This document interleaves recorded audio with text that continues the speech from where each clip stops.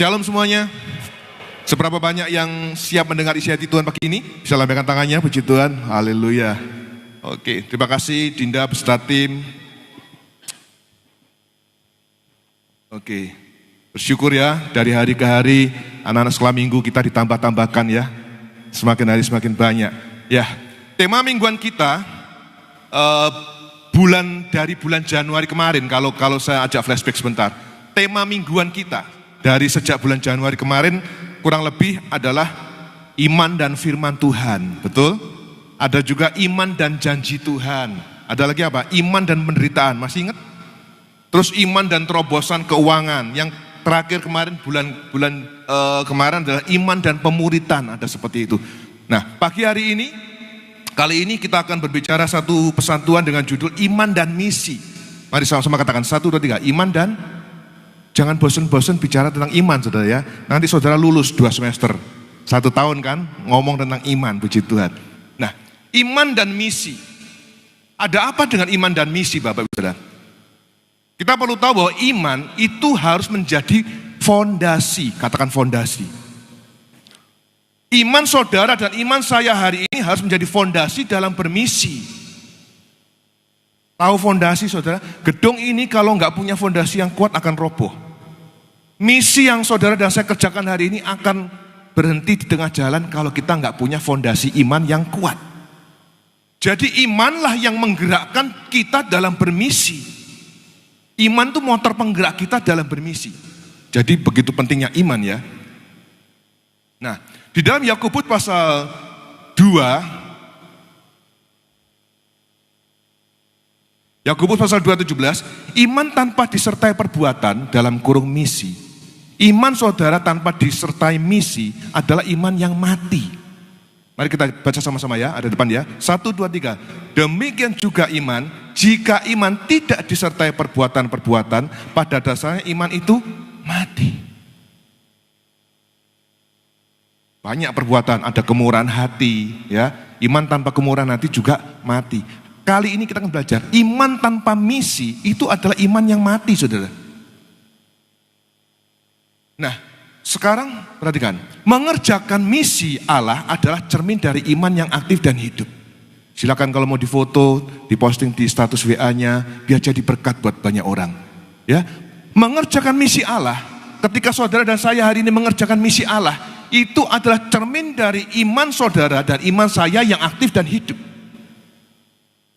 Jangan bicara bahwa kita memiliki iman yang aktif dan hidup. Jangan bicara kita punya iman yang besar kalau kita nggak mengerjakan misi Allah. Datang minggu, ibadah, pujian, dengar firman, pulang, nggak lakukan apa-apa buat misi. Saya ulangi, mengerjakan misi Allah itu adalah cermin dari iman yang aktif dan hidup. Kalau kita mengaku punya iman yang aktif dan hidup, pasti kita mengerjakan misi Allah. Amin. Haleluya. Nah, selanjutnya, karena iman yang menggerakkan misi, kita harus memiliki iman yang kuat dan bertumbuh. Sebagai motor penggerak misi, iman saudara dan saya harus kuat dan bertumbuh. Kita baca di Roma pasal yang ke-10 sampai 10-17 ya. Pasal 10 ayat 17. Yuk, kita baca sama-sama 1, 2, 3. Jadi, iman datang dari pendengaran, dan pendengaran melalui firman Kristus. Jadi Bapak Ibu Saudara, ini bolak-balik saya sampaikan. Ya karena apa ya? Karena inilah inti dari iman kekristenan kita. Pada mulanya adalah firman, dan firman itu adalah Allah. Jadi kalau kita mau punya iman yang kuat, perhatikan, iman datang dari pendengaran, dan pendengaran melalui firman Kristus. Saudara sudah betul hari ini datang ke gereja untuk mendengarkan firman Tuhan. Ketika Bapak Ibu Saudara mendengarkan firman Tuhan, iman saudara akan timbul dan bertumbuh, betul. Tapi apakah cukup mendengarkan firman Tuhan hanya 1 minggu sekali? Cukupkah kita mendengarkan firman Tuhan hanya 1 minggu sekali, di hari Minggu aja? Gak cukup saudara.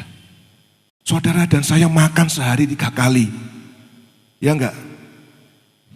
Ada yang sehari 5 kali? Ada Pak, saya laparan sehari 5 kali. Minimal 3 kali makan saudara. Tapi kalau dengar firman Tuhan, kok cuma seminggu sekali? Mana cukup saudara? Manusia kita itu ada manusia jasmani dan manusia roh. Kalau manusia rohmu hanya mendengar firman Tuhan 1 minggu sekali, tinggi badan saya 177 secara jasmani. Tapi kalau saya nggak pernah mendengarkan firman Tuhan hanya 1 minggu sekali, mungkin saat ini kalau saudara bisa lihat manusia roh saya cebol, saudara. Karena diberi makan seminggu sekali. Orang yang suka mendengarkan firman Tuhan, yang suka belajar firman Tuhan, manusia rohnya bisa lebih tinggi daripada manusia jasmaninya. Amin. Karena diberi makan setiap saat. Kalau manusia roh nggak ada obesitas ya, diberi makan firman Tuhan banyak, semakin tinggi, semakin besar, semakin kuat. Jadi seberapa besar, seberapa tinggi manusia roh kita hari ini ya, seberapa besar iman kita ditentukan dari seberapa banyak kita mendengar dan mempelajari firman Tuhan, saudara. Jangan merasa puas kalau mendengarkan firman Tuhan hanya hari Minggu. Di sini ada hari Kamis doa malam, ada doa pagi Sabtu, ada juga Komsel Kekal. Yang belum bergabung di Kekal, ayo gabung di Kekal ya, supaya kita bisa bertumbuh. Di dalam Kekal, kelompok sel Kekal, kita belajar saling melayani dan saling bertumbuh.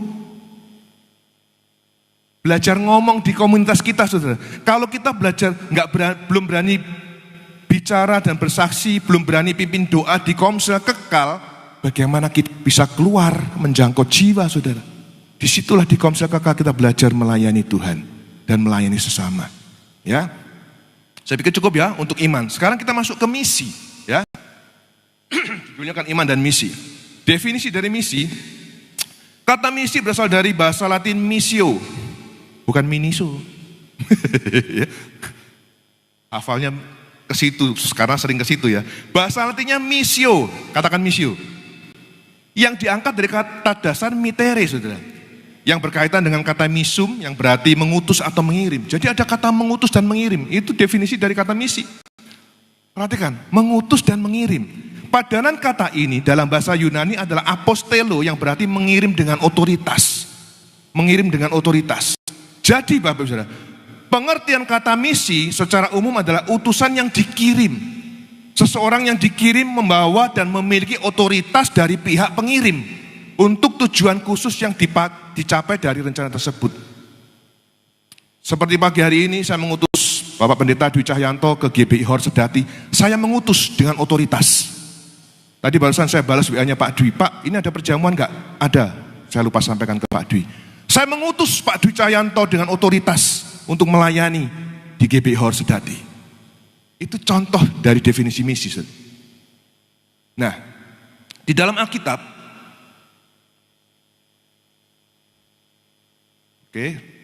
dalam Alkitab, misi diartikan sebagai yang pertama apa? Hak istimewa untuk bekerja sama dengan Allah dan mewakili Dia. Luar biasa, saudara dan saya hari ini merupakan pengikut Kristus, mendapat hak istimewa untuk bekerja sama bersama Allah dan mewakili Dia di bumi ini. Hak istimewa, saudara, enggak semua diberikan hak istimewa. Bersyukurlah kalau kita pagi hari mendengar berita ini, bahwa saudara dan saya terpilih menerima hak istimewa untuk bekerja bersama dengan Allah.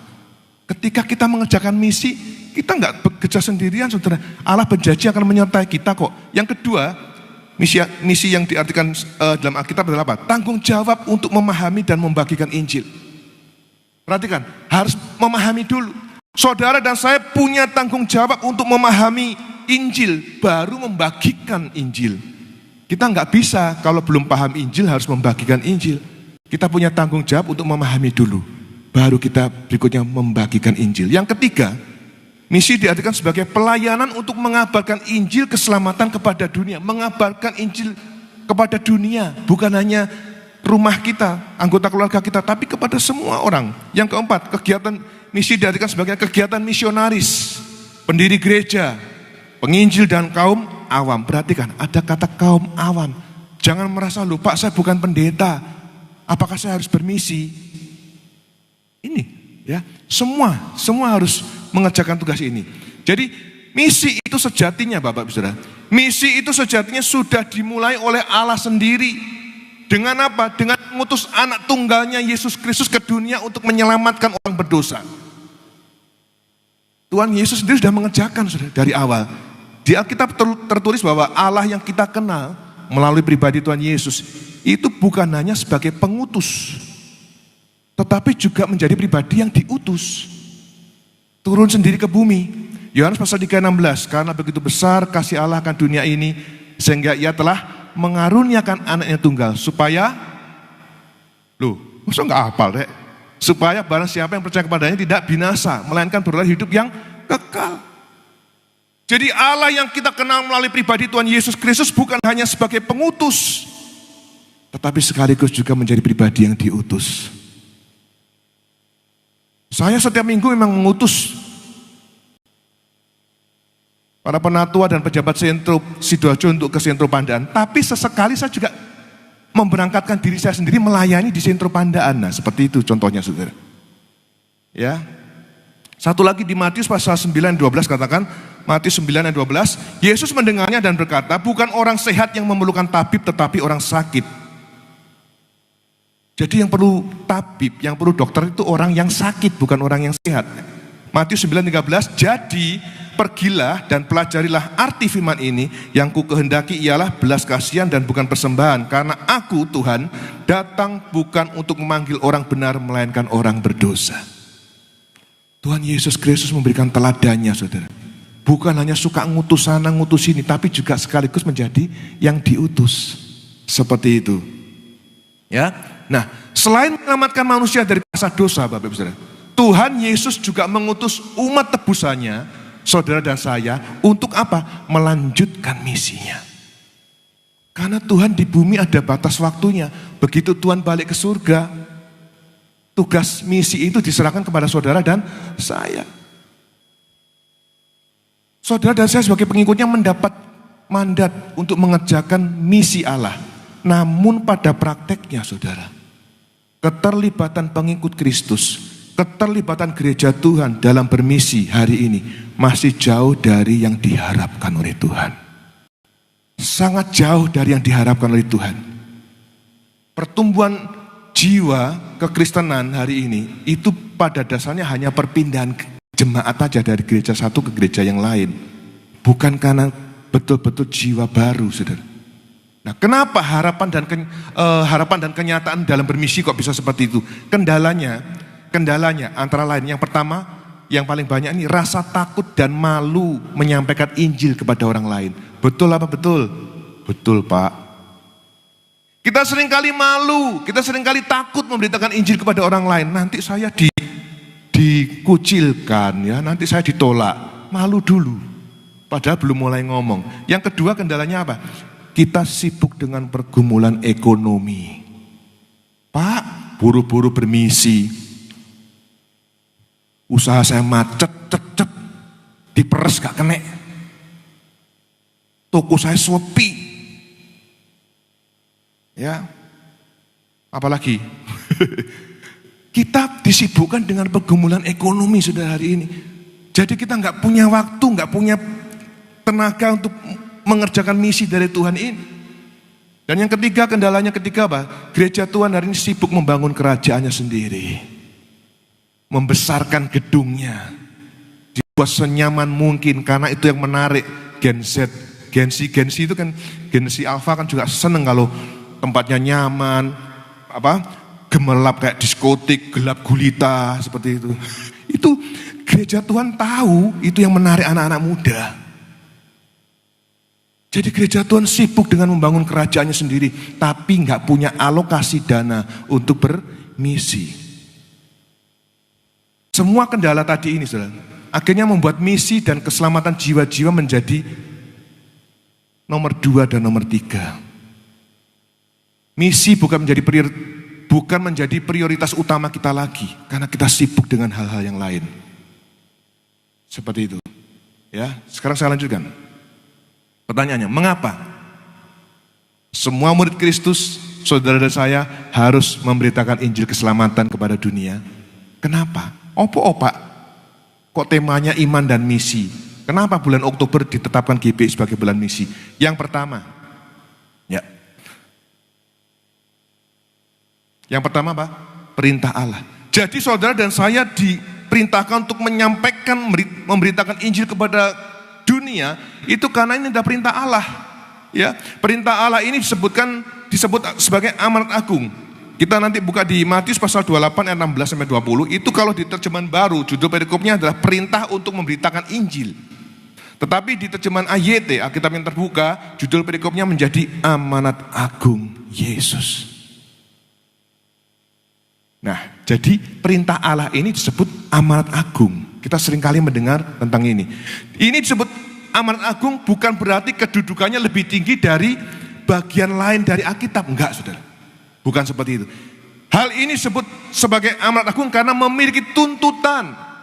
Disebut sebagai amanat agung karena memiliki tuntutan yang harus dilakukan oleh semua pengikut Kristus. Ada kata tuntutan. Tuhan menuntut setiap kita untuk mengerjakan ini. Ya, kita mau cari tahu dulu lebih lagi. Apa itu amanat agung Yesus? What is the Great Commission? Apa itu? Ya, amanat agung adalah perintah terakhir yang diberikan Tuhan Yesus kepada para muridnya sebelum Tuhan naik ke surga, yang berisi perintah untuk memberitakan Injil sebagai pesan terakhir, ya. Dan kita memiliki tanggung jawab untuk menyebarkan ajarannya, memberitakan kasih dan keselamatan yang ditawarkan melaluinya. Perintah terakhir itu biasanya adalah perintah atau mandat yang sangat penting, saudara. Maaf, ketika saya mempersiapkan firman Tuhan ini, saya ingat 4 tahun lalu ketika almarhum Bapak Gembala yang kita kasih ada di ruang ICU, pakai sonde. Kayaknya waktu itu juga sama. Menjelang ajalnya, almarhum Bapak Gembala seperti mau ngomong sesuatu, tapi karena ada selang yang masuk di tenggorokan, nggak bisa. Seandainya nggak pakai sonde, almarhum Bapak Gembala yang kita kasih pasti menyampaikan sesuatu yang sangat penting sebelum meninggalkan kita semua. Nah, ini amanat agung Tuhan, ini ada hal yang sama. Perintah terakhir yang diberikan Tuhan Yesus kepada semua muridnya sebelum Tuhan balik ke surga, saudara. Jadi amanat agung ini mutlak harus saudara dan saya kerjakan. Nggak bisa enggak. Kita nggak boleh masa bodoh, ya. Amanat agung ini tertulis di Matius ini pasal 28 ayat 19, ya. Terjemahan AYT, mari kita baca sama-sama dengan suara lantang. 1, 2, 3. Karena itu pergilah dan muridkanlah semua bangsa, baptiskanlah mereka dalam nama Bapa dan Anak dan Roh Kudus. Ya, go all of you therefore, pergilah. Ada kata kasih sini, kata perintah, pergilah. Kita seringkali duduk manis di dalam gereja, melayani di asyir, di PAW, nggak salah.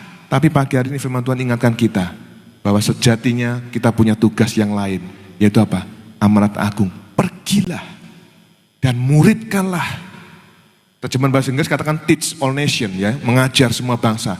Terjemahan Indonesia LAI menjadi muridkanlah, baptiskanlah mereka, seperti itu. Ayat yang ke-20 kita baca 1, 2, 3. Ajarkanlah mereka untuk menaati semua yang aku perintahkan kepadamu, dan lihat aku selalu bersamamu bahkan sampai kepada akhir zaman. Tuhan Yesus yang kita kasih, saudara, nggak sembarangan. Ketika memberikan satu perintah, apapun perintahnya, Tuhan selalu menyertai kita. Amin. Nggak usah takut, nggak usah khawatir. Ya, aku selalu bersamamu. Saya tulis huruf besar kan. Aku selalu bersamamu bahkan sampai kepada akhir zaman. Jadi amanat agung, the Great Commission harus menjadi landasan untuk kegiatan pekabaran Injil atau misi kita. The Great Commission harus menjadi landasan, jangan yang lain. Ya, saya lanjutkan. Sekarang amanat agung berisi perintah untuk apa aja? Pertama tadi jelas, memuridkan semua bangsa. Ada mata kuliah yang saya ajar juga, saya sebagai dosen pengampu di SDT Anugerah itu, yaitu pemuritan. Ada mata kuliah itu khusus. Bayangkan, sampai ada mata kuliahnya, saudara. Dan kebetulan saya ngajar itu. Yang kedua, amanat agung berisi apa? Perintah membaptis mereka dalam nama Bapa, Anak, dan Roh Kudus. Yang ketiga, mengajarkan mereka segala sesuatu yang telah diperintahkan Tuhan Yesus. Kalau kita mau mengajar mereka, kita harus tahu lebih dulu. Sebelum saya mengajar hari Jumat kemarin, saya juga berhasil mengajar online. Saya mesti belajar dulu. Sebelum saudara mengajarkan tentang firman Tuhan, saudara dan saya harus belajar dulu apa yang terdapat dalam firman Tuhan.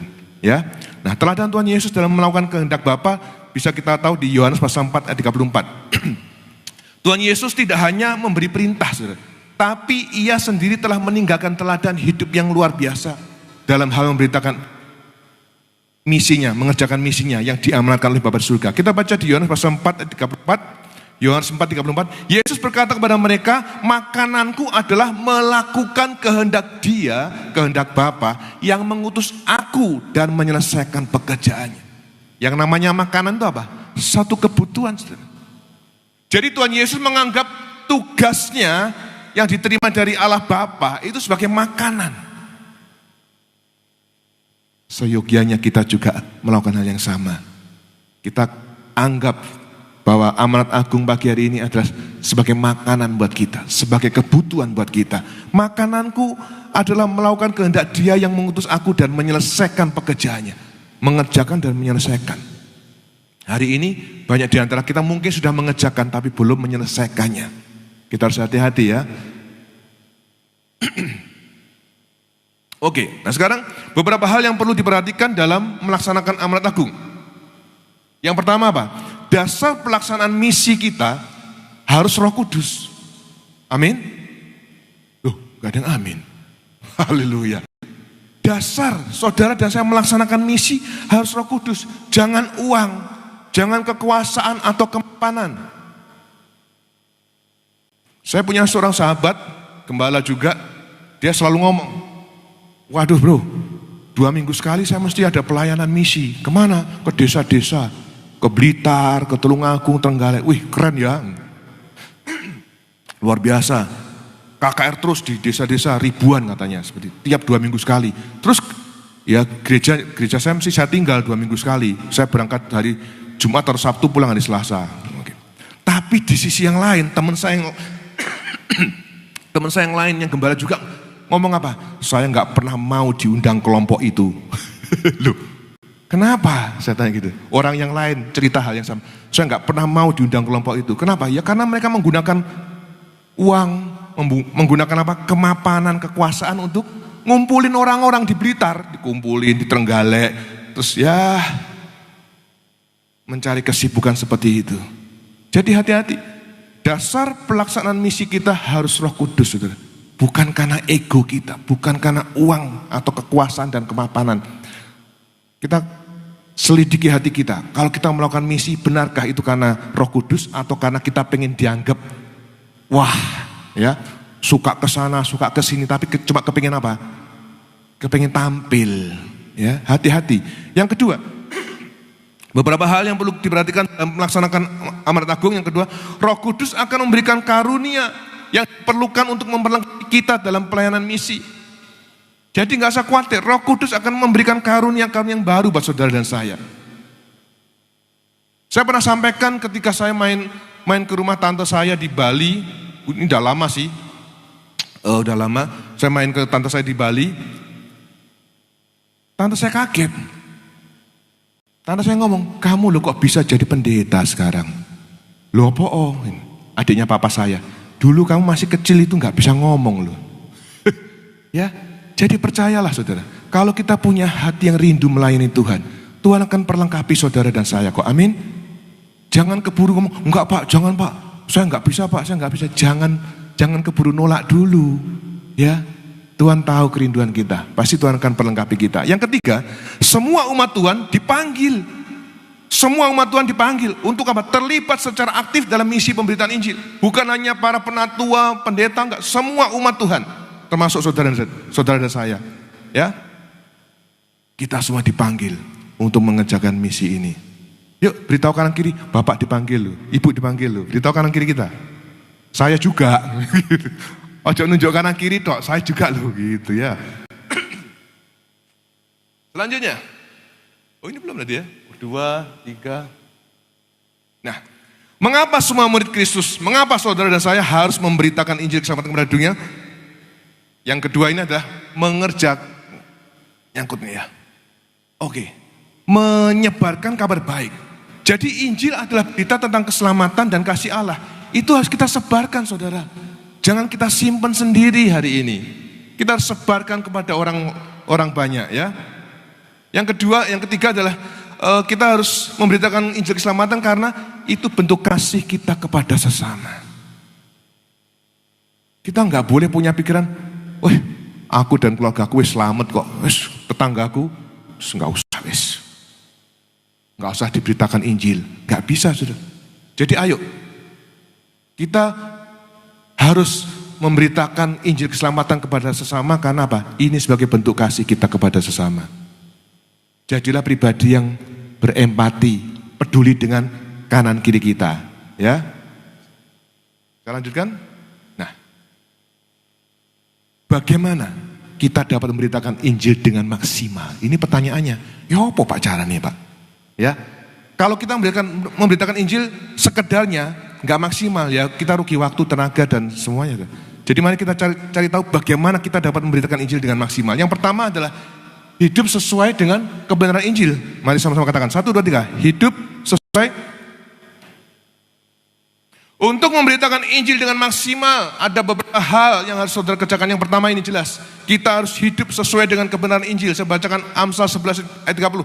Buah orang benar adalah pohon kehidupan, dan dia yang berhikmat meraih hati orang. Ini artinya, saudara, saudara dan saya harus jadi teladan yang baik dalam kehidupan sehari-hari. Paling gampang memberitakan Injil itu lewat kehidupan kita.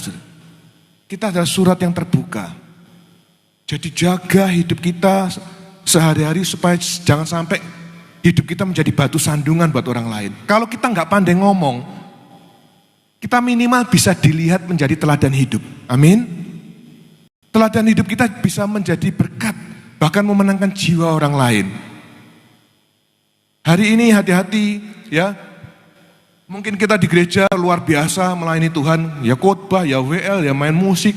Tetapi di rumah, bagaimana teladan kita di hadapan asisten rumah tangga? Asisten rumah tangga kita bagaimana memandang kita? Apakah kita sudah menjadi teladan yang baik? Atau kita masih menjadi batu sandungan? Di gereja luar biasa, tetapi di rumah, sampai asisten rumah tangga ini ngelus dodo, ya ampun, nyaku rek, ya ampun tuanku rek, pulang gereja jasi, waduh, terus ke belakang celananya, diuncalno, jarno, sesuk Senin ono ART, ada asisten rumah tangga yang merapikan. Ya jangan segitunya, saudara, ya. Jaga hidup kita baik-baik di rumah dan di gereja dimanapun kita ada. Supaya hidup kita jadi berkat. Hidup sesuai dengan kebenaran Injil. Baru kemarin, saya WA-an sama seorang pendoa. Pendoa di sini. Dia sampaikan, Pak, saya dapat penglihatan mengerikan. Oke, penglihatan mengerikan gimana?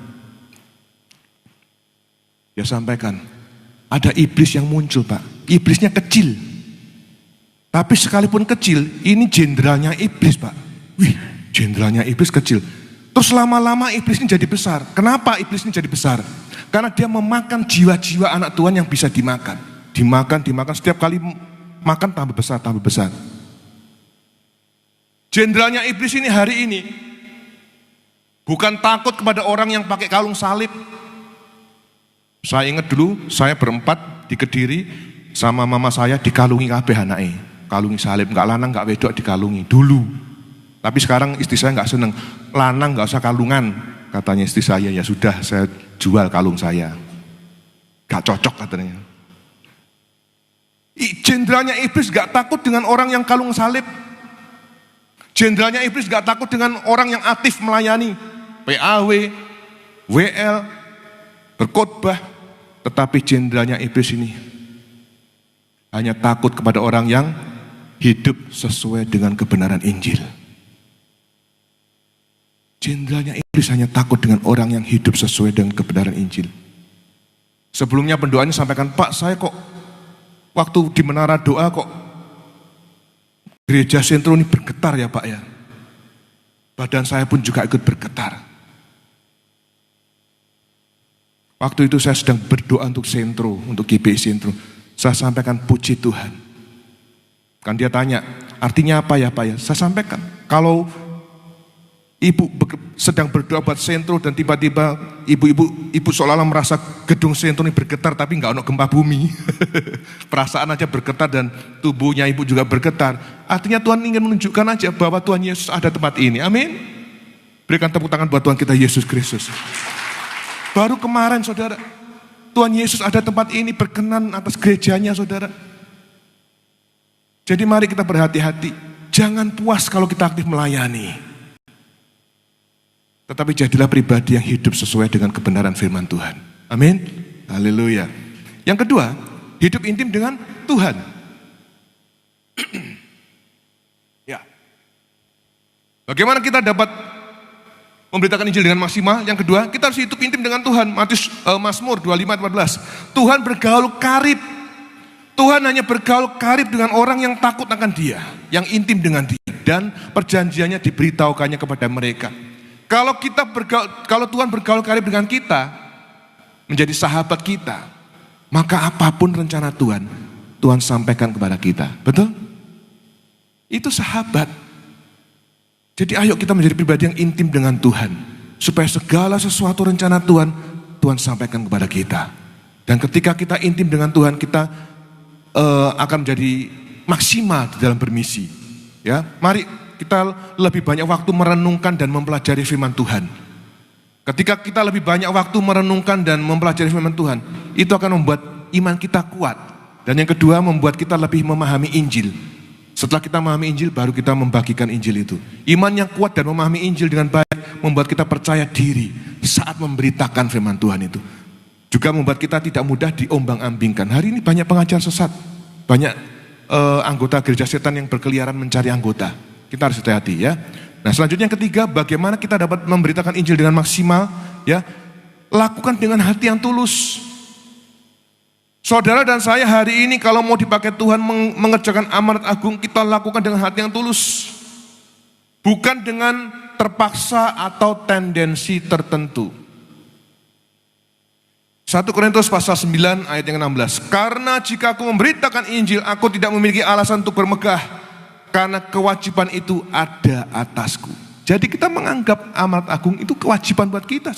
Celaka aku jika aku tidak memberitakan Injil. Hari ini banyak orang yang mengerjakan amanat agung. Hari ini banyak orang yang melayani Tuhan dengan hati yang tidak tulus. Tapi yang dikejar adalah fulus. Hati-hati, tulus dan fulus mirip saudara. Tapi beda banget ya. Saya satu saat ketika berangkat ke Magelang tahun lalu, tiba-tiba teman saya ngajak, ayo nanti minggu pagi sebelum ke tempat saya kita ke desa. Oke, diajak ke desa, melayani ke desa. Ya siap. Diajak dimanapun melayani, siap nggak siap harus siap ya kan. Berangkat ke desa gitu, sebuah desa. Kami datang di parkiran, namanya di desa pinggir gunung saudara ya. Itu halamannya luas gitu, wah kayak kebun, inget di Kediri itu, kebunannya luas gitu. Terus ternyata agak lama gitu, kok gak metu-metu gembala nih, nunggu di mobil kan. Terus gembalanya keluar, saya begitu lihat pertama, ya ampun Tuhan. Ternyata bapak gembalanya pakai 2 krek. Dituntun sama ibu gembalanya satu-satu. Gimana saudara memandangnya? Kasihan banget saudara. Ya, beda sinode dengan kita sih. Beda sinode dengan kita. Saya tetap melayani dengan maksimal, melayani dengan hati yang tulus, bukan dengan tendensi atau maksud fulus tadi itu. Saya melayani dengan maksimal. Saya sampaikan ketika saya gembalanya di belakang saya saudara. Memang sinode itu seperti itu, gembalanya duduk di belakang saya. Selesai saya firman Tuhan, malah gembalanya berdiri pegang krek gini, curhat, nangis, sakitnya perutnya keras, sakit mah atau apa perutnya keras kayak papan, terus nangis, nyanyinya ngajak nyanyi, oh Yerusalem pisan, aduh Tuhan. Ngajak nyanyi, oh Yerusalem gitu, wah ini ndang budal atau ya apa gitu. Nangis gitu. Ya, selesai. Kami dipaksa makan sebentar, ya makan 1 sendok, 2 sendok. Langsung saudara, Pak, ini harus diterima Pak, nggak bisa enggak. Wandel amplopnya saudara. Ternyata gereja itu, sinode itu apa? Semua persembahan jemaat dilebokno amplop, saudara. Ya, semua dimasukkan ke situ. Jadi melayani Tuhan itu jangan lihat tempatnya, jangan lihat besar kecil gerejanya, dimanapun Tuhan utus kita layani. Ya, bahkan ketika saya lagi makan 1 sendok 2 sendok, ada mungkin pengurus atau majelisnya, suami istri datang, Pak, ini sedikit dari saya, dari kami, saya ditambahi, saudara. Karena ketika orang-orang biasanya terberkati dengan pelayanan kita, biasanya nambahi sendiri, saudara, seperti itu. Jadi ayo layani Tuhan, kerjakan amanat agung dengan hati yang tulus, jangan dengan tendensi tertentu. Nah yang keempat, yang gak kalah penting, hari ini kita bisa melayani Tuhan dengan maksimal memanfaatkan media dan teknologi, saudara. Kalau saudara gak pandai ngomong, gak pandai bicara, jangan jadi pribadi yang cuek. Di WA kita kan banyak toh, di Sentro ini ada GBI Sentro, ada pendoa, ada apalagi PAW, ada Sentro para muda, ada banyak WA group. Kalau ada info-info atau ada kegiatan gereja, ya pasang di status WA kita dong, ya. Pasang di status WA kita itu seperti bermisi, saudara. Ketika teman kita, keluarga kita nonton status WA kita, oh GBI Sentro ada ini tuh, ada retreat, ada palang, ada donor darah dan sebagainya.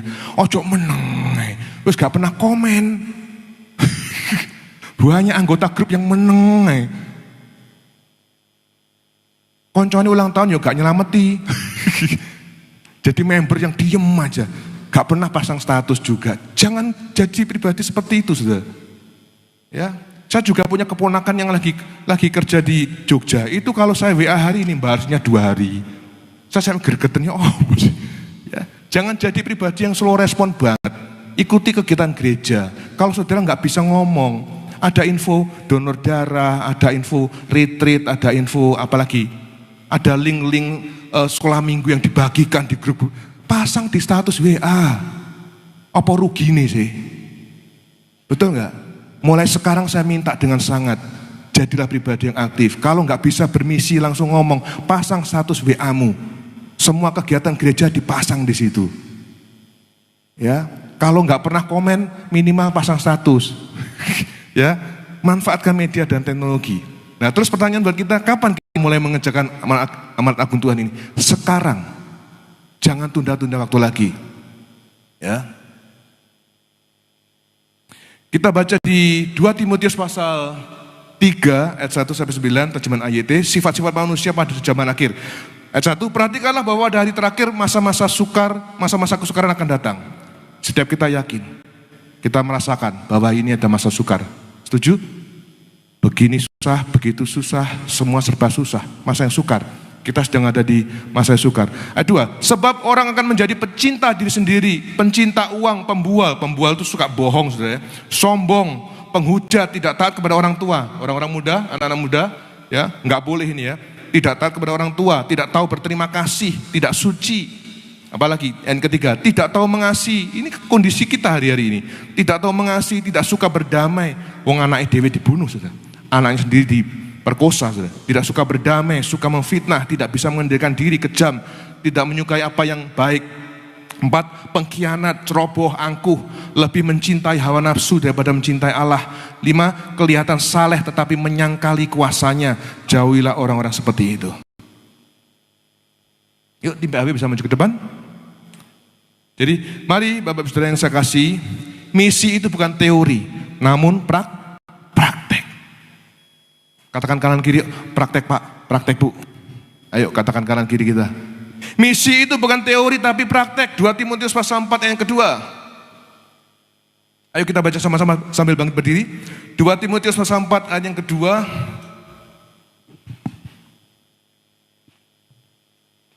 Di depan ada ya. 1, 2, 3. Beritakanlah firman, siap sedialah, baik atau tidak baik waktunya. Tegurlah, nasihatilah, dan doronglah mereka dengan penuh kesabaran dan pengajaran. Beritakanlah firman, siap sedialah, baik atau enggak baik waktunya, saudara. Kapanpun kita diminta ketemu orang, sampaikan Injil. Saya tutup dengan satu cerita, satu kisah.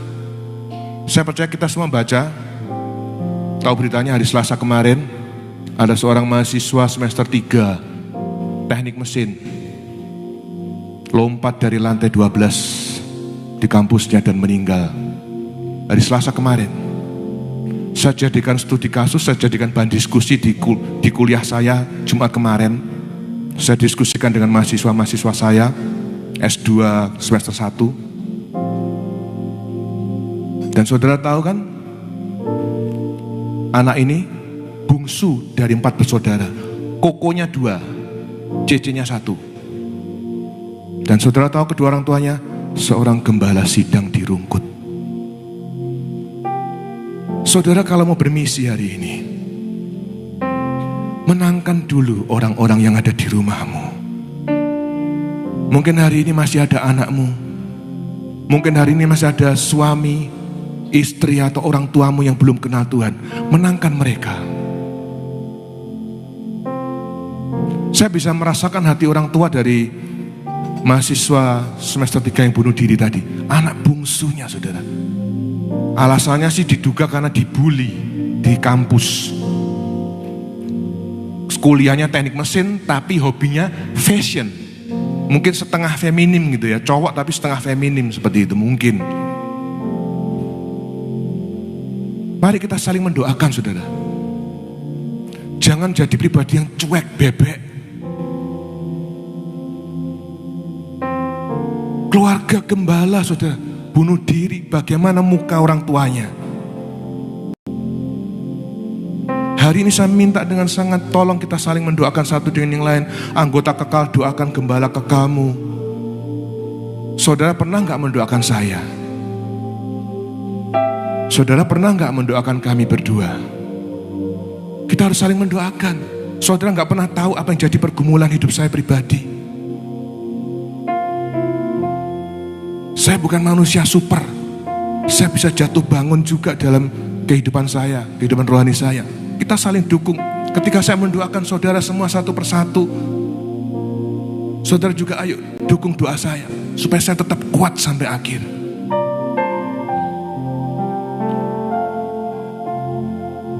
Malu, saya ikut malu, saudara. Ketika banyak orang, anaknya pendeta loh, anaknya gembala loh, saya ikut malu. Kenapa bisa seperti itu? Ya mungkin jemaatnya gak pernah mendoakan gembalanya. Dianggap gembalanya udah suci, udah kuat. Enggak. Doakan saya, doakan kami berdua. Kita saling mendoakan supaya kita sama-sama kuat. Dunia semakin jahat. Setiap kali saya nonton televisi kok beritanya pembunuhan aja, ditemukan jasad, ditemukan apa tuh.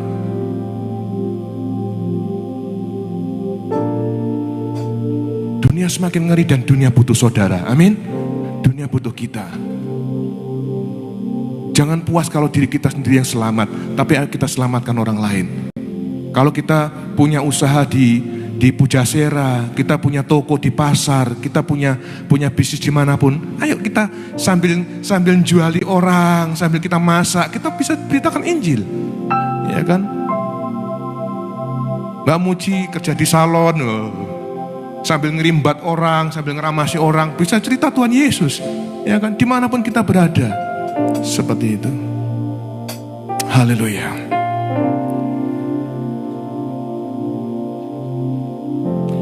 Haleluya. Mari kita renungkan firman Tuhan pagi hari ini. Iman dan misi. Haleluya.